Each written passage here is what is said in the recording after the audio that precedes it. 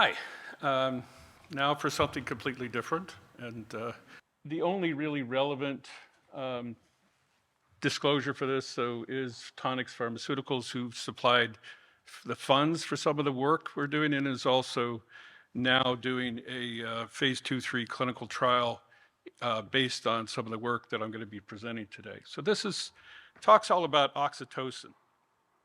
So we all probably know oxytocin is a hypothalamic hormone transmitter that is released through the posterior pituitary into the blood, but also broadly distributed throughout the brain. We know of it also for sort of its primary functions have been known for a long time, or what we thought were the primary functions, or uterine contraction and milk ejection for breastfeeding, and also bonding between a mother and a baby. So this bonding thing has led to a lot of work in things like autism and social anxiety.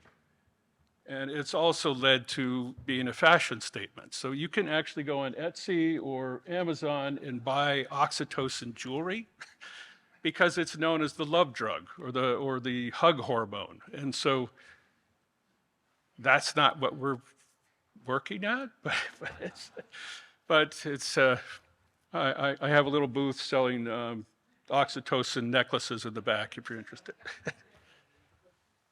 So what I'm going to be talking about, though, is the trigeminal system and its involvement in craniofacial pain and where oxytocin may fit. So the trigeminal nerve, so trigem, three bodies, is three branches innervating pretty much the whole head, and is critical in bringing any kind of pain information in from anywhere on the head or the face. And the cell bodies of the trigeminal nerve are in a structure called the trigeminal ganglia, right there. So as it turns out, if we look in rats and we stain for oxytocin receptors, that we see that there are a lot of them. Most of the cells of the trigeminal ganglia do seem to have trigeminal or oxytocin receptors extant on the cell surface of the cells, but also note that it's also in the fibers of passage throughout the trigeminal ganglia. So what's it doing there? Well, if we take rat trigeminal ganglia and we do a current clamp recording of those cells and we add oxytocin to the bath, nothing happens. It's no effect, despite the fact there are a lot of receptors there. But if we do a nerve injury to the rat first, so an infraorbital nerve ligation in this case, which is sort of the equivalent of doing a spared nerve injury in the rest of the body, then all of a sudden oxytocin becomes very effective. So if we look, for example, this is what's called rheobase, which is how much current it takes to produce an action potential. It's a measure of excitability of those neurons. We see that in normal cells, it's something like 100 picoamps, or whatever that is, 160, anyway, 150. If you add oxytocin, nothing happens. But if we do a nerve injury first and we look at rheobase, that is dramatically reduced, meaning it takes a lot less energy, a lot less current to produce an action potential. But if we add oxytocin to the bath, it clearly completely reverses that. So their excitability of these neurons returns to basically baseline. Another measure is resting membrane potential. So of course, if your resting membrane potential is increased, that means the cell is less excitable. You have to depolarize it more to produce an action potential. So an increase, which is what you get with peripheral nerve ligation, means that these cells are more excitable, but oxytocin dramatically decreases that. So how does this translate to behavior? So this is a model where we take a rat and we see how much they can eat in 20 minutes of a standard rat biscuit. So they have to chew on it because they're hard. And a rat can eat about 2.5 to 3 grams. But then if we inflame their temporomandibular joint, we see that the same rats can only eat about 1 gram in that same 20-minute time period. And that effect lasts for about 2 or 3 days. But if we inject, or not inject, but apply oxytocin nasally, it completely reverses that. Whereas if we give it intravenously, it has no effect. So this is not happening through the blood. So how is it happening? So we took oxytocin and radiolabeled it with iodine 125, sprayed it in rats' noses, and what do we see? Well, we see concentrations in all three branches of the trigeminal nerve and the trigeminal ganglia. We also see high concentrations of the dura, which is innervated by the trigeminal nerve, compared to any other part of the body. So the nose is not innervated by all three branches of the trigeminal nerve. So how is it getting to all three branches of the trigeminal nerve? And it's actually happening not through the blood, not through axonal uptake and transport along the axons, but actually through a perineuronal fluid space. And turns out that many of these neurons also express CGRP. So this becomes important because we're talking about, in the end, we're going to be talking a lot about migraine. Migraine, of course, we know is very responsive to CGRP blocking drugs. So this is rat again, but here's human. So this is human trigeminal ganglia that AnaBios provided for us. And you can see that once, as in rats, there are a lot of cells that are oxytocin receptor expressing, and of course, a lot of cells that are CGRP expressing, and most of them express both. So we've done an experiment then where we actually take a piece of rat dura and we expose it to capsaicin, and it causes the release of CGRP. If you add oxytocin, it blocks that release. All right, so we have the cells not only in rat, but also in humans. And we've shown that by spraying oxytocin in the nose of rats, we can get it to the trigeminal system. But in humans, the idea then would be to take someone who has a bad headache or other craniofacial pain, you spray it in the nose, crosses the nasal mucosa, gets taken up by the nerve endings, transported not in the nerve endings, but along the nerve endings and along nerve bundles, all the way back to the ganglia, and then from there it's distributed throughout the entire trigeminal system, including into the brainstem. At least that's the idea. That's what the rat data showed us. So what we've been doing, and this is still a pilot study or an ongoing study, we developed a nitrogen-13 oxytocin radioisotope and have been spraying it in the nose of volunteers. And what we see is that after about 40 minutes, we get concentration in the trigeminal ganglia, showing that not only in rats, but also in humans, nasal application is bypassing the blood. Oxytocin has a half-life of 3 to 5 minutes in the blood, and it's concentrating within the trigeminal system. So, turns out there are a lot of things. So if oxytocin receptor activity in the trigeminal system is important in modulating pain, then we want to understand what controls that. And it turns out a lot of things do. So this is from a paper we published last year presenting a new theory of menstrual migraine. And it essentially is proposing the idea that menstrual migraine is predominantly triggered by changes in oxytocin receptor activity on the trigeminal neurons. But why would it change? Well, it turns out a lot of factors that change over the menstrual cycle affect oxytocin receptor activity. So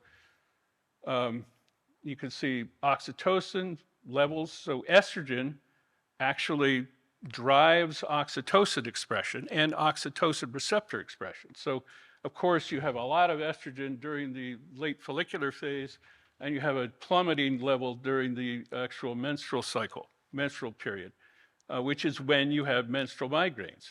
Well, you also have a drop in oxytocin during that period because the estrogen is dropping.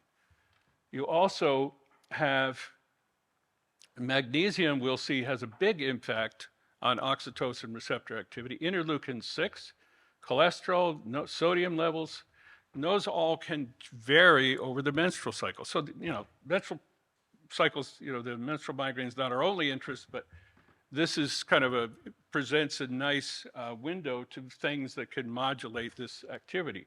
So let's talk about one of those first. So interleukin-6, inflammatory cytokine. We talked a good bit about it today or the last couple of days. And we know that interleukin-6 peaks again during the late follicular phase and drops like a rock during the menstrual period. But, well, it turns out that there are 3 response elements on the promoter for the oxytocin receptor gene that are specific for IL-6. What does that mean? That means that in the presence of IL-6, you should have a dramatic upregulation in oxytocin receptor expression. And that's what we see. So if we take a rat and we inflame their temporomandibular joint, or we shock the face for an hour, which is what I'm showing here. So we take a rat, anesthetize them, and shock their face at an intensity that would be quite painful if they were awake. And what we see is that very rapidly, within 2 hours, you have a pretty dramatic increase in oxytocin receptor protein in trigeminal ganglia. And that persists for at least 24 hours and most likely past 48 hours. So what does that do to behavior? Well, if we take oxytocin and we spray it in a rat's nose, and we do a test that's more or less like the old tail flick, except we're aiming a laser at the face, and the animal withdraws its head, and we're measuring the latency to that withdrawal. And so if you give the animal saline, nothing happens over time, over this hour. If you give them oxytocin in the nose, nothing happens. But if we take a rat and we shock him for an hour and then come back the next day, spray oxytocin in the nose, and it's, lo and behold, it's the analgesic equivalent of a big dose of morphine. So this inflammation driven through IL-6 is likely important in oxytocin receptor activity. And this is just another example. So we're taking a rat. We're looking at their mechanical withdrawal thresholds, how many grams of monofilament pressed onto the face will cause them to withdraw their head. And we make an incision in their face and then look at them 24 hours later, and the threshold has gone way down for that peri-incisional area. Not a big surprise. If we spray oxytocin in their nose, it completely reverses that. But if we put ibuprofen in their drinking water, which amongst many other things will block the production of IL-6, it doesn't work anymore. The oxytocin has no effect. This happens, the same kind of thing happens with human sensory neurons. So this is DRGs in this case. And there's a reason we're swapping back and forth. It has to do with difficulty in doing electrophysiology in trigeminal ganglion neurons. But the point is here that if we take a human DRG and we expose it here at AnaBios to interleukin-6 solution, we see a pretty dramatic upregulation in oxytocin receptor expression. Similarly, if we take a trigeminal ganglia, human trigeminal ganglia, this is not yet quantified, should be this week, we have a pretty dramatic increase in oxytocin receptor expression after exposure to lipopolysaccharide, which, amongst other things, induces the release of IL-6.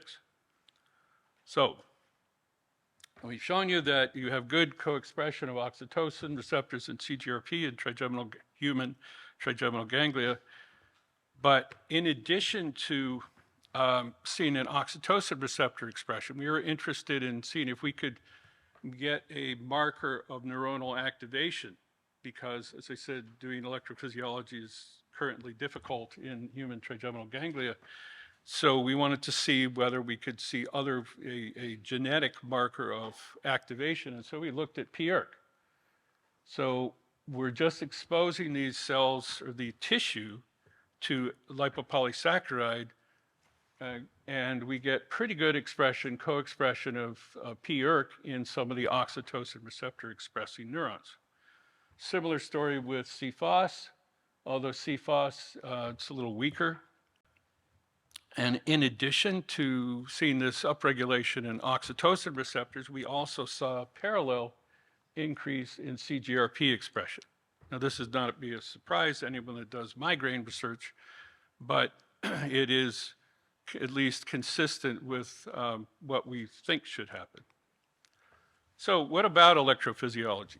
So if we record from these human dorsal root ganglia, in this case, we're looking at resting membrane potential change. So if you remember back to one of the first slides, in rats, where we're recording from the human rat trigeminal ganglia, looking at measures of excitability, one of those was resting membrane potential. And you could see that if we don't treat the tissue with IL-6, and we just record from the neurons, we don't see, and we see a particular, a resting membrane, reasonable resting membrane potential, but then if we add oxytocin to the bath, it pretty dramatically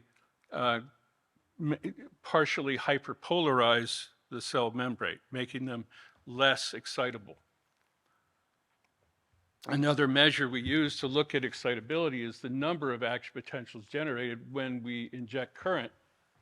And so you can see that in this case too, from baseline, the addition of oxytocin pretty dramatically decreases the number of action potentials generated by a current injection.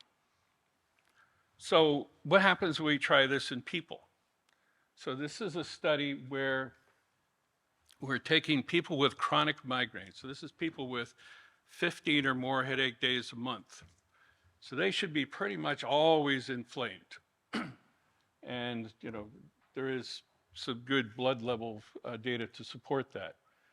But what we did is we took them and we were looking for acute effects of nasal oxytocin in these folks on their pain state. So they had to come into the clinic with a headache. We give them the oxytocin or placebo and record their pain level change over time. So with migraine studies, the traditional measures are four different levels of pain. So there's severe, mild, severe, moderate, mild, or none. And we're looking here at a pretty significant pain change. So this is a two-step change from either severe to mild or none, or from moderate to none. And what we see is that starting at about 2 hours, we have the placebo is basically very little effective placebo, but it's partly because this is a more difficult level to reach than is sort of traditionally used in migraine studies. And that's the dark green. If we look at the light green or aqua or whatever it is, this is the folks that got the oxytocin. And you can see that you start seeing an almost significant effect. It was a pretty small study, 40 patients, within 2 hours. And it stays there for at least out to 4 hours. But, and if we do a post hoc analysis, because we started learning about this importance of inflammation, and we said, okay, which of these people have had any kind of anti-inflammatory drug within 24 hours of the study, of being dosed? And it turns out that if we take the people out who have had an NSAID within 24 hours, they're the yellow group. So basically, oxytocin was more or less ineffective, or at least dramatically less effective.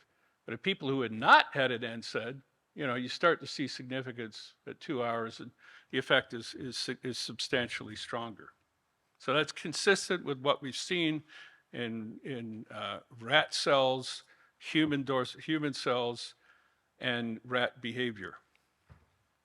All right.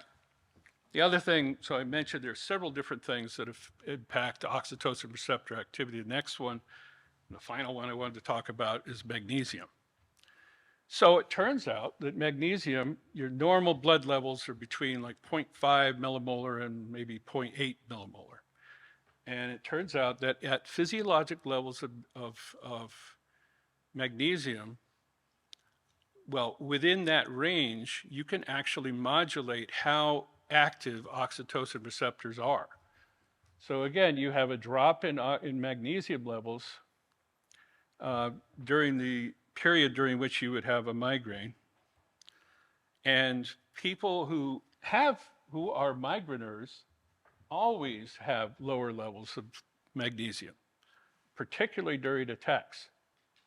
And that if you are a migraineur and your your magnesium level drops below normal, you have a 35-fold higher chance of having a migraine.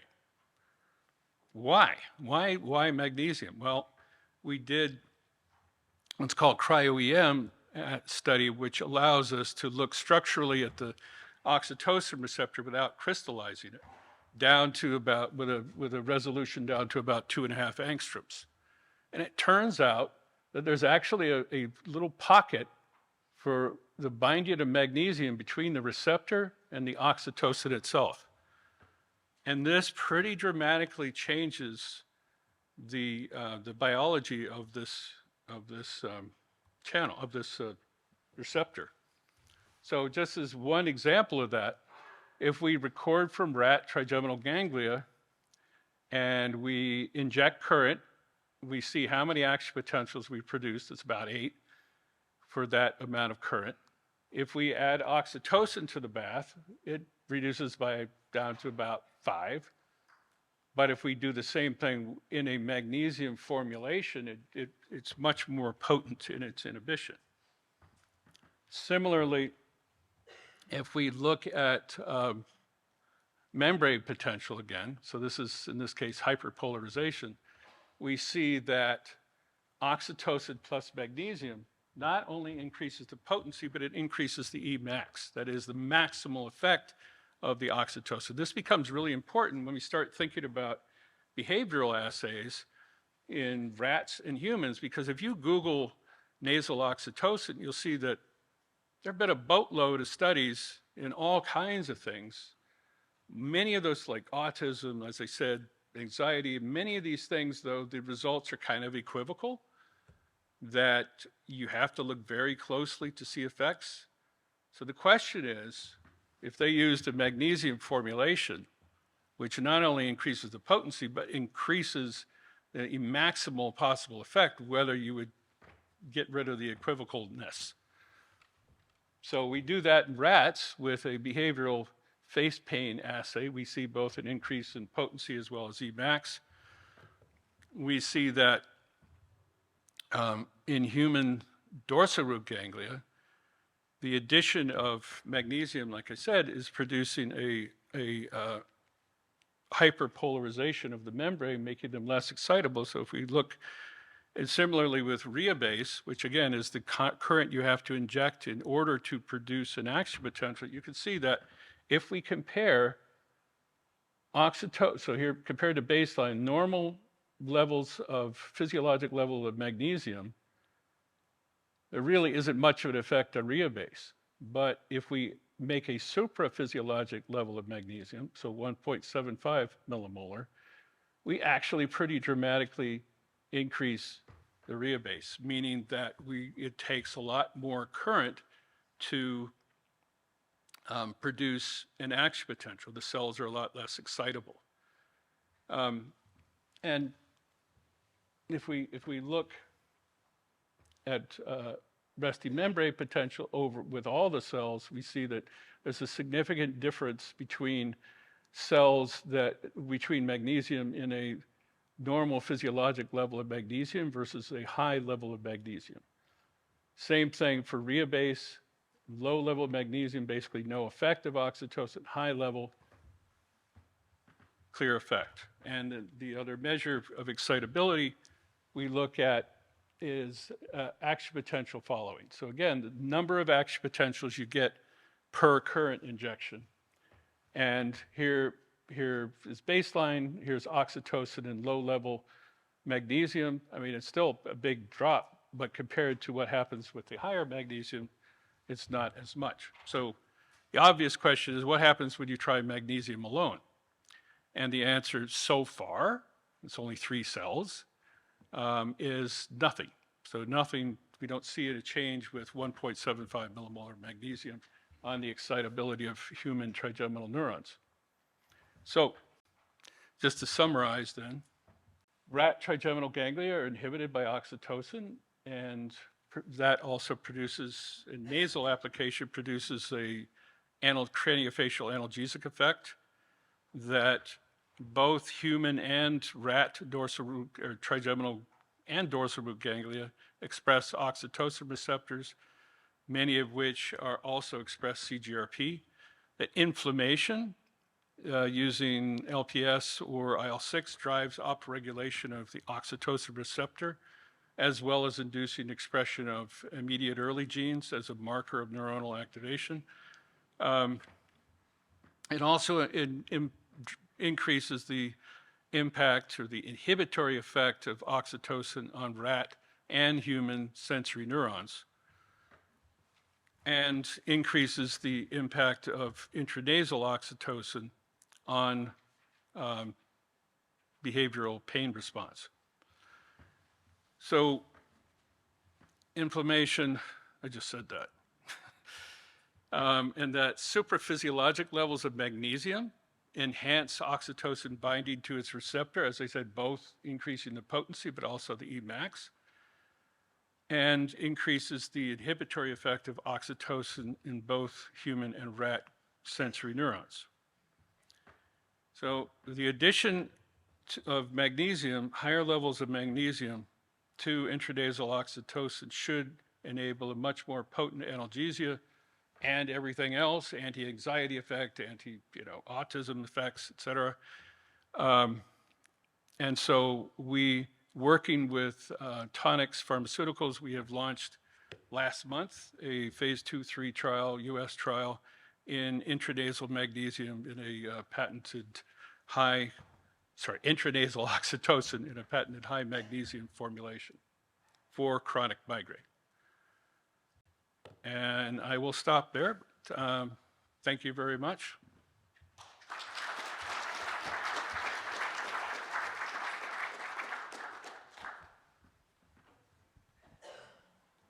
Thank you. My question would be more of an anecdotal than really scientific, but are you telling us that the biggest analgesic will be a big hug? I usually include a slide when I do particularly public talks, et cetera, that shows all the things we know that will increase your oxytocin. Hugs, yes. Looking at your dog increases your oxytocin level and their oxytocin level. It's a massage. So just last year, a paper came out showing that skin keratinocytes actually make oxytocin, and it can be released by ATP, meaning basically pressure could release it, which means that massage can have an analgesic effect through oxytocin receptor activity. Thanks, David. Nice talk. Thank you. You showed that the oxytocin gets into the trigeminal ganglion, but does it get into the other parts of the brain as well? I know people have used intranasal insulin. Other peptides can get into the CNS. Yes, that's a good question. So the nose is innervated not just by the trigeminal nerve, but of course by the olfactory nerve. But the olfactory nerve is hard to get at. It's in the superior most part of the nasal mucosa, and a regular nasal spray doesn't do a very good job of getting there. But yeah, that route, which basically allows deposition in the basal brain structures, has been the route that people have been looking at for Alzheimer's with insulin, nasal insulin, for example. Thanks for a really interesting talk. I was curious about the specificity of the magnesium effect, and in particular, is there glutamate in your test system, and is there I'm sorry, is there what? Is there glutamate present, and is there any possibility that you're getting block at NMDA receptors? Well, so first of all, for the specificity of the magnesium effect, it's interesting because the vasopressin receptor does the same thing. And we know that oxytocin binds to vasopressin receptors. So this is not quite the question you're asking, right? I know that, but it does have to do with lack of specificity. So that we think that at least part of the action of oxytocin is going to be mediated through vasopressin V1A receptors. But as far as the glutamatergic system, I don't know. This is sorry. So, but, we have, the structural biology showing very specifically where the magnesium is acting. We'd have to do something for a glutamate and a aspartate receptor for that. Go ahead. The differences and similarities between migraine and trigeminal neuralgia, and would you expect oxytocin to also work with trigeminal neuralgia? Good question. So there are big differences. So trigeminal neuralgia is typically caused by compression of the trigeminal nerve root, which is between the ganglia and the brainstem, usually by a blood vessel like the middle cerebellar artery that becomes hypertrophied and kind of pounds on the nerve root. And what that causes is, so we've looked at that from the point of view of NAV 1.7 and 1.8. We see a pretty dramatic concentration of those sodium channels near the site of compression. And so we made a model in rats of trigeminal neuralgia where we stereotaxically place some crystals of a superabsorbent polymer between the bone, which is called the crystal petrosal bone, and the nerve root. And what this crystal does is it gradually absorbs moisture and forms a compressing mass. So the animals look like they have trigeminal neuralgia. So symptomatically, they're very, very different from migraine. So these people have this periorbital, exquisite hypersensitivity to any kind of touch. So a cold breeze, for example, will drive them into a paroxysm of pain. And in rats, oxytocin, nasal oxytocin, does better than carbamazepine, which is the go-to drug for trigeminal neuralgia. So, yeah, we're talking to a group now, an academic group that wants to do a trial in trigeminal neuralgia. Thank you. Okay, thank you.